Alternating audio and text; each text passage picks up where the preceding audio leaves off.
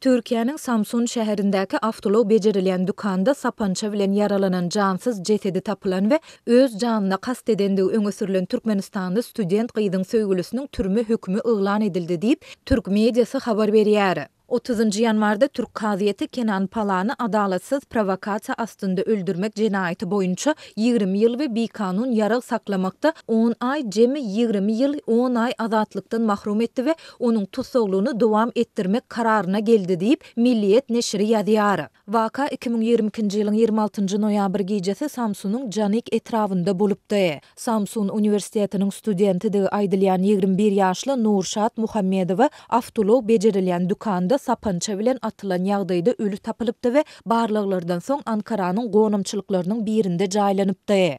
Dukan eýesiniň halaşýanydy öňe sürülen student gyzyň ölümi şüpheli tapyldy. 43 ýaşly telekeçi Kenan Pala polisiýa tarapyndan saklanylypdy. Ol Muhammedowanyň psihiki meseleleriniň bolandygyny we şol sebäpli özüni helaklandygyny öňe sürüpdi. Kaziýet binasyna uğradylan Pala tutsag edildi we türmäge iýerildi. Geçen ýylyň ýanwarynda Samsun baş prokuraturasy tarapyndan geçirilen derňöw tamamlandy. Pala garşy bilkaslaýyn adam öldürmek aýplamasy boýunça ömürlük türme tutsaglygynyň berilmegi soraldy. Oňa garşy Samsun 1-nji ýokary jenaýat kaziýetinde kaziýet işi açyldy. Türk raýaty 2024-nji ýylyň 30-njy ýanwarynda soňky gezek kazynyň öňüne çykdy. Ol kaziýet öňündäki çykyşynda 14 ay bäri beguna bolsam-da sabır bilen adalatyň öz ýerini tapmagyna garaşdym. Merhumyň iki gezek janyna kast etmeginiň öňüne aldym. Merhumy men öldürmedim. Ol öz janyna kast etdi. Men beguna aklanmagymy isleýärin diýdi diýilip